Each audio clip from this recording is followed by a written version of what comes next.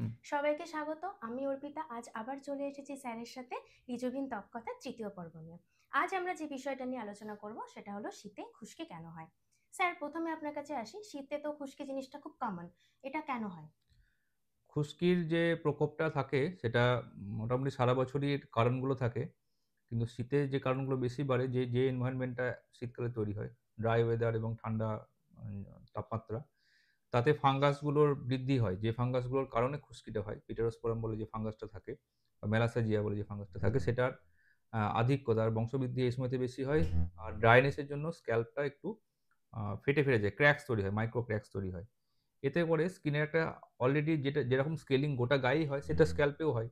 তো এই দুটো কারণ, তার সঙ্গে হলো যে অয়েল সিক্রেশন যেটা মাথার মধ্যে হয় সেটা একটু পরিবর্তিত হয়। তো এই হোস্ট ফ্যাক্টর, এনভায়রনমেন্টাল ফ্যাক্টর এবং যে জীবাণুটা আছে ফাঙ্গাস, এই সবগুলো মিলিয়ে একটা তৈরি হয়। এবার হোস্ট ফ্যাক্টরের মধ্যে ইমিউনিটি একটা ব্যাপার থাকে। মানে ফাঙ্গাসটা যখন চুলের মধ্যে, মানে স্ক্যাল্পের চামড়ার গোড়ার মধ্যে বংশবৃদ্ধি করছে, ওরা কিছু কেমিক্যাল রিলিজ করে। সেই কেমিক্যালের রেসপন্সে বডির কিছু আবার কেমিক্যাল তৈরি হয়।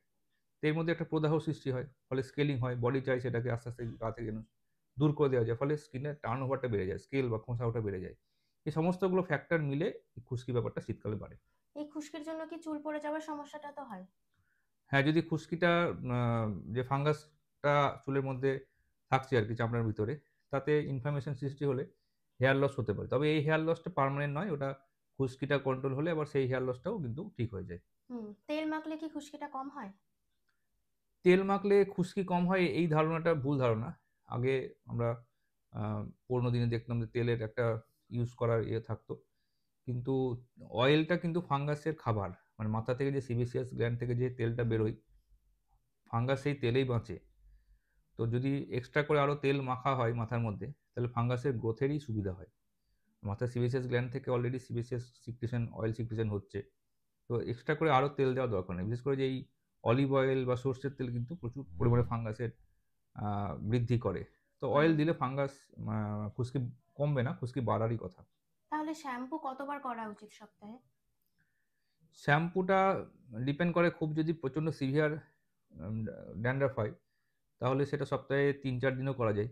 যদি খুব বেশি না হয় তাহলে ২ বার। আমরা বলি যে অন্তত ২ বার যেন খুশকির শ্যাম্পুটা করা হয়, এবং খুশকির শ্যাম্পুর নিয়ম হচ্ছে শ্যাম্পুর যে ফেনাটা সেটা যেন ৪-৫ মিনিট থাকে মাথার মধ্যে। লাগিয়েই সঙ্গে সঙ্গে ধুয়ে ফেললে হবে না। আর স্ক্যাল্পে লাগাতে হবে, চুলের গায়ে নয়। খুশকির যে শ্যাম্পুগুলো আপনারা দেখবেন বিভিন্ন রকম থাকে, সাইক্লোপেরক্স বা কিটোকোনাজোল, সাটাকোনাজোল, বিভিন্ন রকম মলিকিউল থাকে। কিটোকোনাজোলটা সবচেয়ে বেশি কমনলি প্রচলিত। সবাই ওভার দ্য কাউন্টারও এখন বিক্রি হয়। তো সেই শ্যাম্পুগুলোতে কিন্তু খুব দেখবেন খুব ফেনা হয় না। কারণ এগুলো মেডিকেটেড, যেই শ্যাম্পুগুলো যেগুলো খুশকির জন্য ফেনা হয়, কিন্তু হুম। নরমাল শ্যাম্পুর মতো অত ফেনা হয় না। ফলে গোটা চুল ধোয়ার জন্য এই শ্যাম্পুটা নয়। এটা মেইনলি স্ক্যাল্পটা ধোয়ার জন্য। যদি কারো মনে হয় যে আমি স্ক্যাল্পটা ছাড়াও বাকি চুলের জন্য কোনো শ্যাম্পু করতে চাই, তাহলে সেটা নিজের ইচ্ছামতো কোনো সফট শ্যাম্পু ব্যবহার করতে পারে। আর এই শ্যাম্পুটা ইউজ করার পরেও যদি কারো ক্ষেত্রে না ঠিক হয়, তখন আমরা অন্যান্য মেডিসিন ইউজ করি। আর যখন এই খুশকিটা খুব বেশি মাত্রায় থাকে, তখন সেটাকে আমরা বলি সেবরিক ডার্মাটাইটিস। এবার এই খুশকি যেটা নরমাল সাধারণ যেটা খুশকিটা হয়, সেটা কিন্তু মেডিকেল টার্মে পিটিআইসি সিক্কা বা পিটিআইসি সিমপ্লেক্স বলে। আর যখন খুব বেশি মাত্রায় জিনিসটা তৈরি হয়, তখন সেটাকে সেবরিক ডার্মাটাইটিস বলে। এবার সেই রোগটার খুব মাইল্ড ভ্যারিয়েন্ট হচ্ছে খুশকি।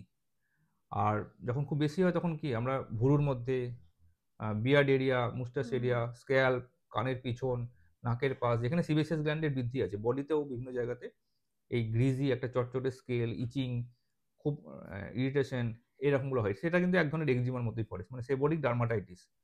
আর নরমালি আমরা যেটা নিয়ে আলোচনা করি সেটা বলে খুশকি। মানে খুব কমন বা বেসিক ভেরিয়েন্ট।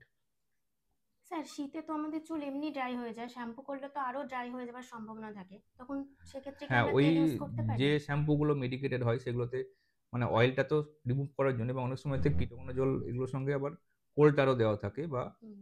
স্যালিসাইলিক অ্যাসিড দেওয়া থাকে।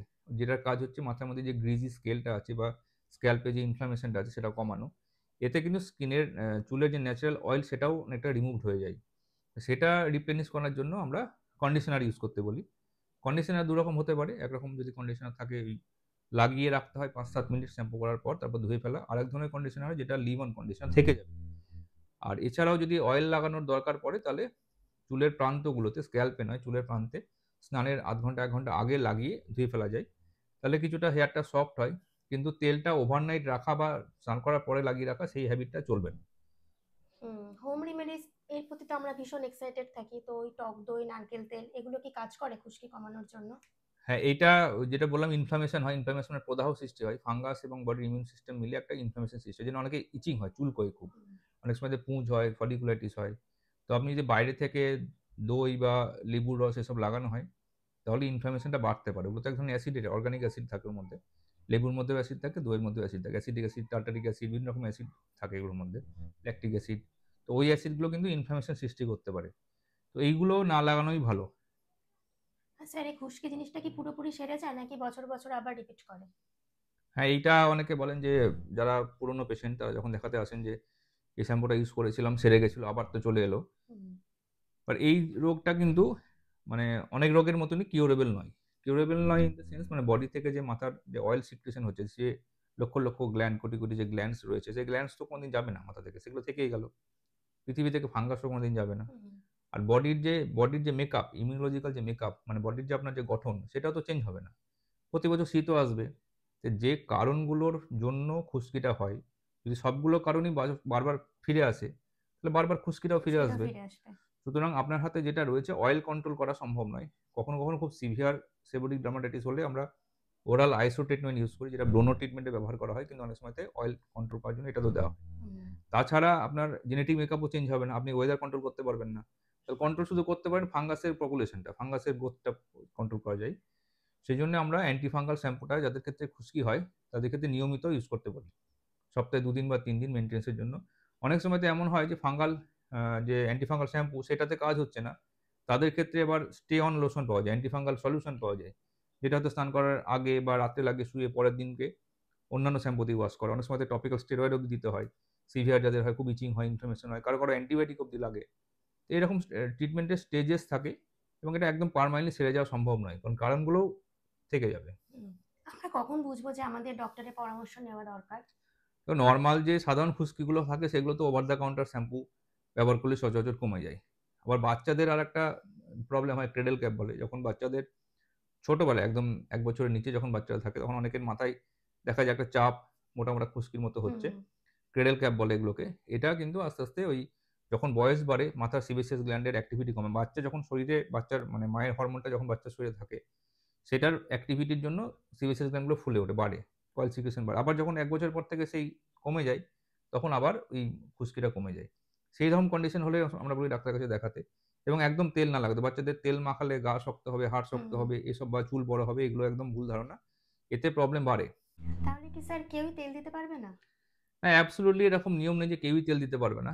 এবার চুলের আর স্ক্যাল্পের নিয়মটা মানে যে গঠনটা অনেকটা পার্থক্য থাকে। কারণ ধরুন স্ক্যাল্পটা তেলি আর একটু অয়েলি আছে আর চুলটা ড্রাই।